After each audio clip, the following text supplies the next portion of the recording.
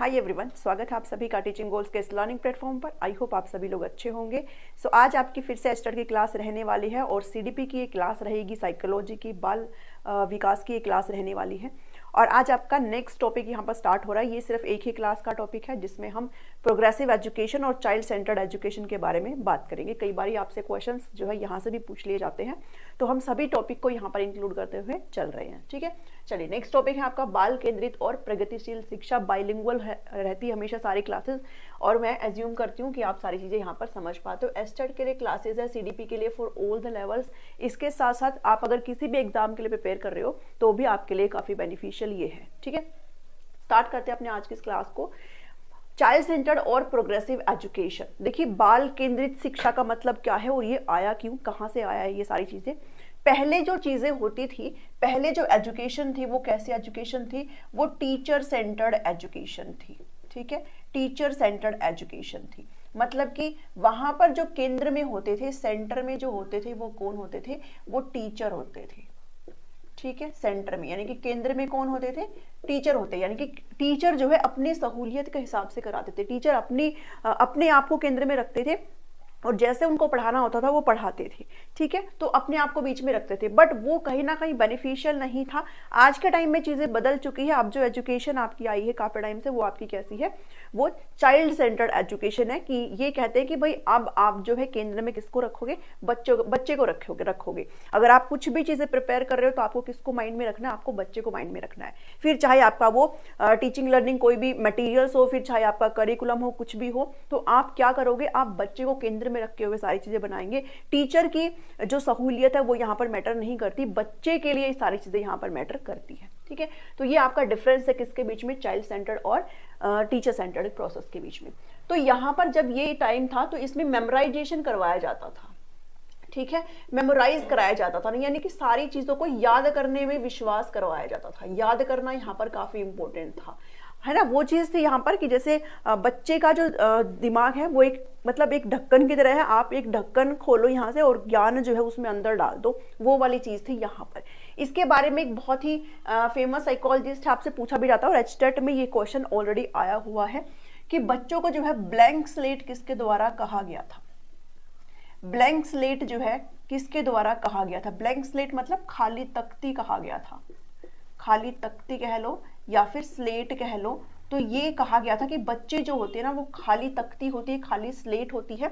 ठीक है, उनको जो है ज्ञान ज्ञान उनके अंदर भरते हैं। तो ये जो स्टेटमेंट पास करी गई थी वो एक साइकोलॉजिस्ट है, जॉन लोकी, और ये एचटेट में आया हुआ है।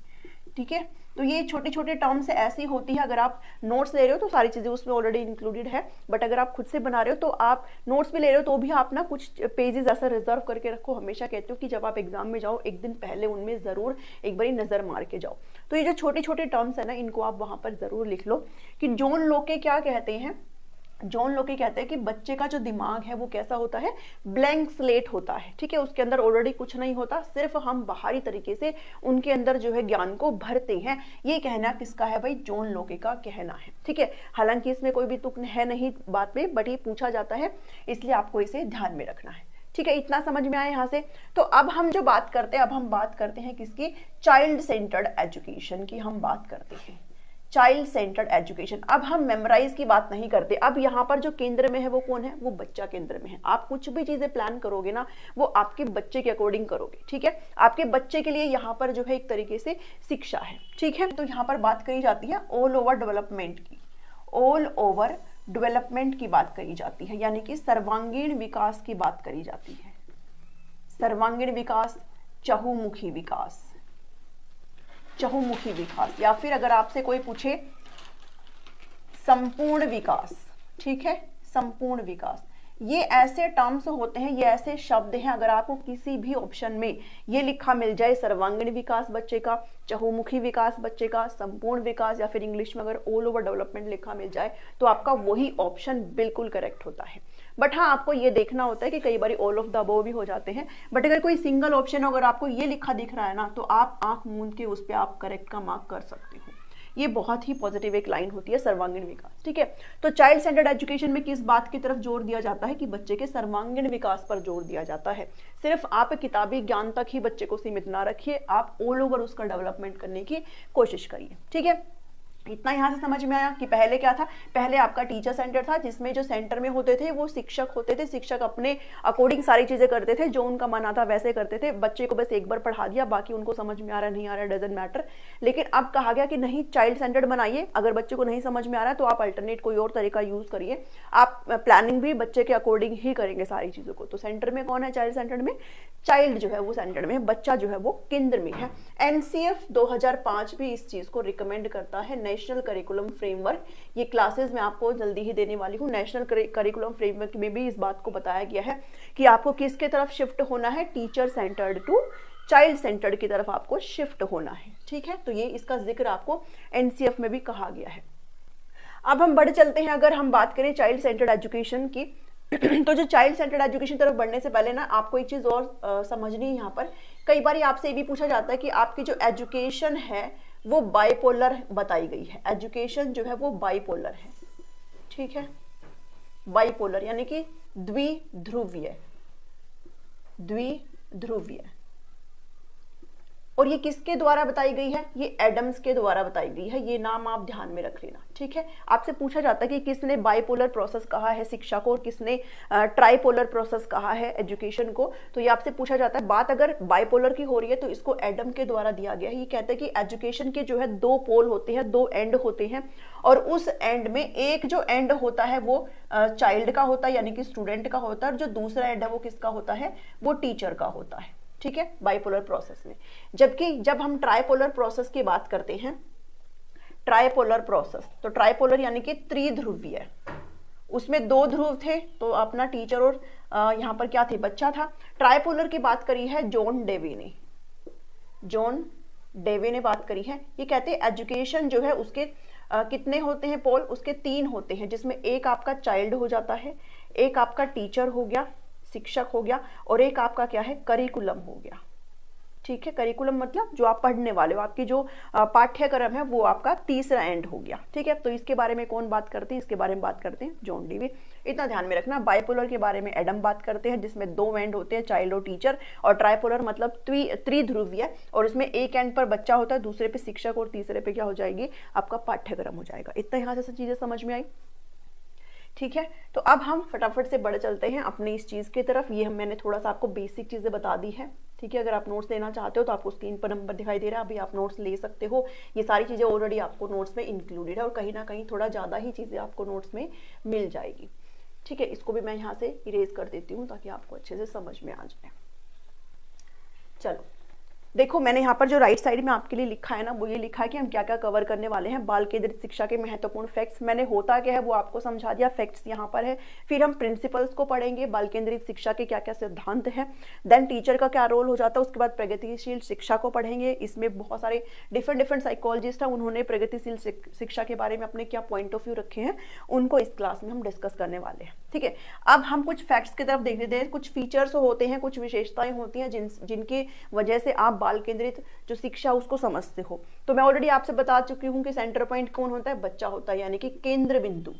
ठीक है, बिंदु में कौन होता है भाई, बच्चा होगा। आप जो कुछ भी चीजें प्लान करेंगे वो अकॉर्डिंग टू चाइल्ड करेंगे, अपने अकॉर्डिंग टीचर प्लान नहीं करेगा। ठीक है, तो यही आपका रीजन हो जाता है जब आप साइकोलॉजी को पढ़ते हो। पहले ये चीजें नहीं थी, बट अगर आपने अब ध्यान दिया हो तो आपका कोई भी एग्जाम हो, फिर चाहे वो जॉब वाला हो, रजिस्टर्ड में या फिर टेट एग्जाम में, तो ये चीजें होती हैं कि आपका साइकोलॉजी को इंक्लूड करा गया है ताकि आप एज ए टीचर समझें कि आपको कैसे परफॉर्म करना है क्लास में। ठीक है, तो आप जब भी टीचर बनेंगे तो आप किसके लिए करेंगे सारा काम, किसको बीच में रख के पढ़ाएंगे, बच्चे के लिए सारी चीजें प्लान करेंगे। ठीक है, अपने लिए नहीं करेंगे। दूसरी चीज है, यहाँ पर कंसिडर किया जाता है psychology of child. Child centred education में, बाल केंद्रित शिक्षा में बच्चे के यानी कि जो बाल मनोविज्ञान है, बच्चे का जो साइकोलॉजी है उसको कंसिडर किया जाता है।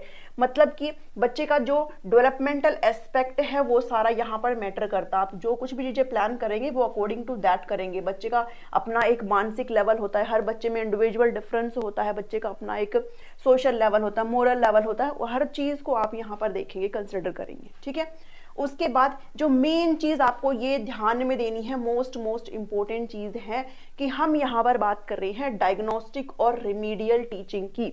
डायग्नोस्टिक शिक्षण यानी कि जो टीचिंग है उसको हम हिंदी में निदानात्मक शिक्षण बोलते हैं, और रिमीडियल को उपचारात्मक। तो आप हिंदी में तो समझ में आ रहा है भाई, उपचार हम कब करते हैं, जब आपके सामने कोई समस्या होती है, और जो समस्या है उसको ही हम निदानात्मक शिक्षण बोलते हैं।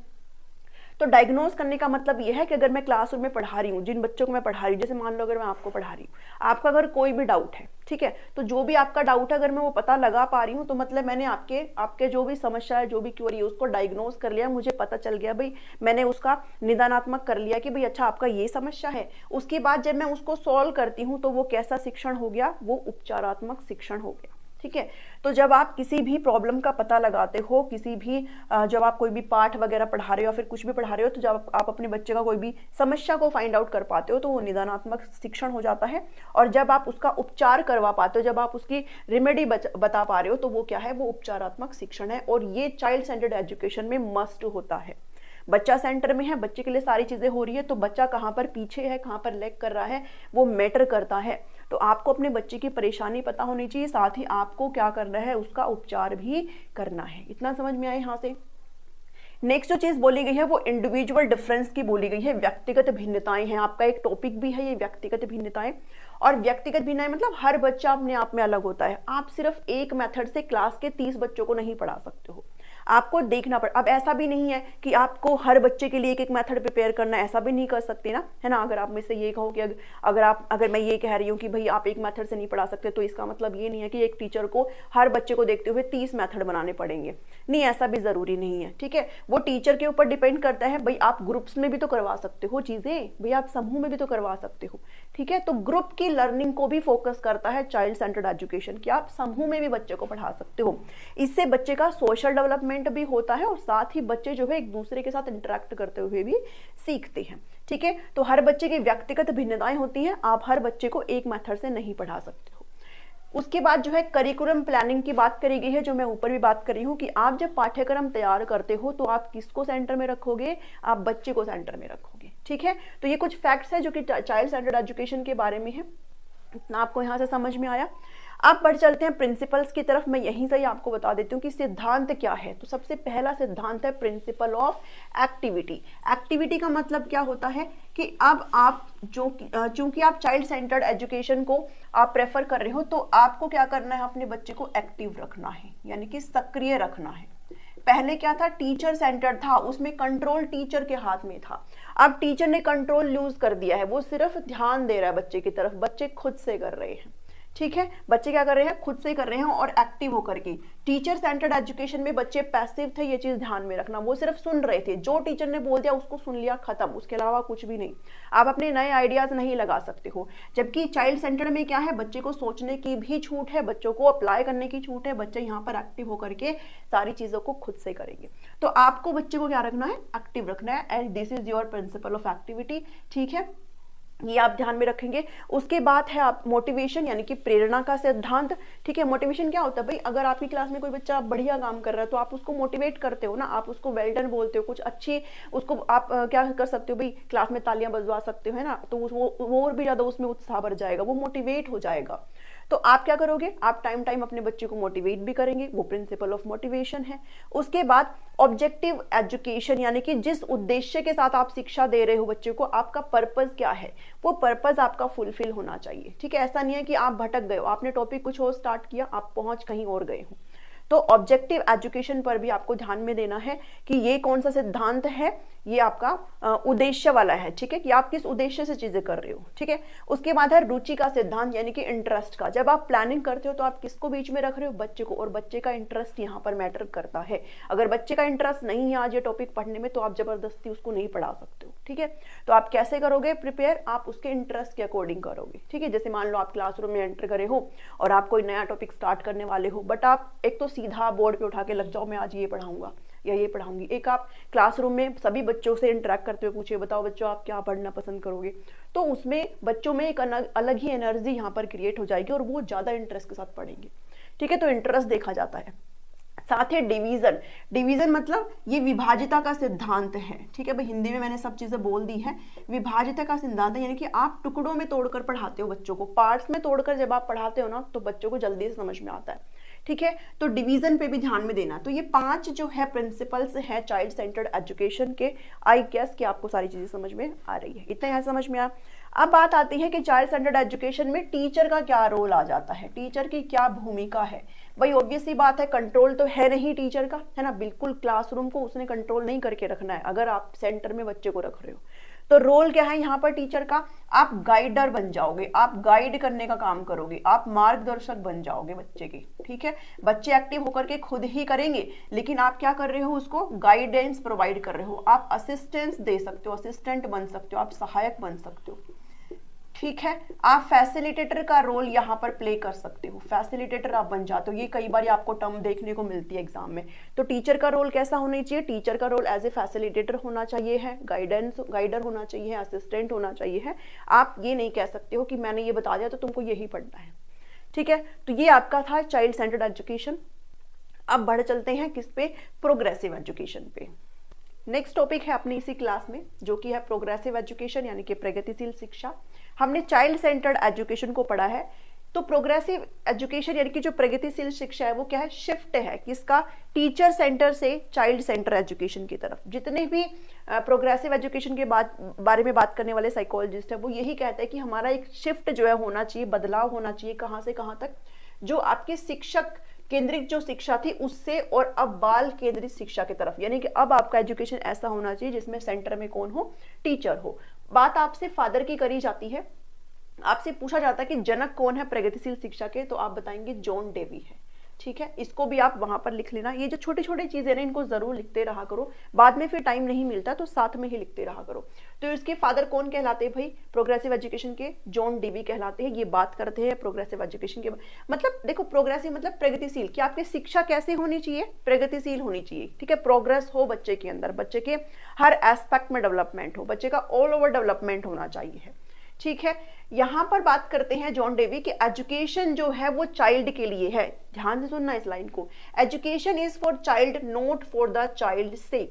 शिक्षा बालक के लिए है ना कि बालक शिक्षा के लिए है, ये चीज ध्यान में रखनी है भाई। जो एजुकेशन है वो बच्चे के लिए बनी है, बच्चा एजुकेशन के लिए नहीं बना है, ठीक है। एजुकेशन बनी है बच्चे के लिए, तो आपको अपनी जो एजुकेशन है वो इस तरह से बनानी है, इस तरह से प्लान करनी है कि बच्चे का डेवलपमेंट हो, ठीक है। ये लाइन आपने जरूर ध्यान में रखनी है। अब जितने भी प्रोग्रेसिव एजुकेशन के बारे में बात करने वाला, जितने भी प्रोग्रेसिविस्ट है वो क्या बात करते हैं, उनका एक लगा लो कि स्लोगन है, ये एक नारा है कि आपका क्या नारा है ये, कि लर्निंग बाय डूइंग, ठीक है। करके सीखने पर बल देते हैं, किस पर फोकस करते हैं, स्वयं करके सीखना, कि आप जो है कैसे सीखते हो, आप इस चीज को अच्छे से भली बातें समझते हो।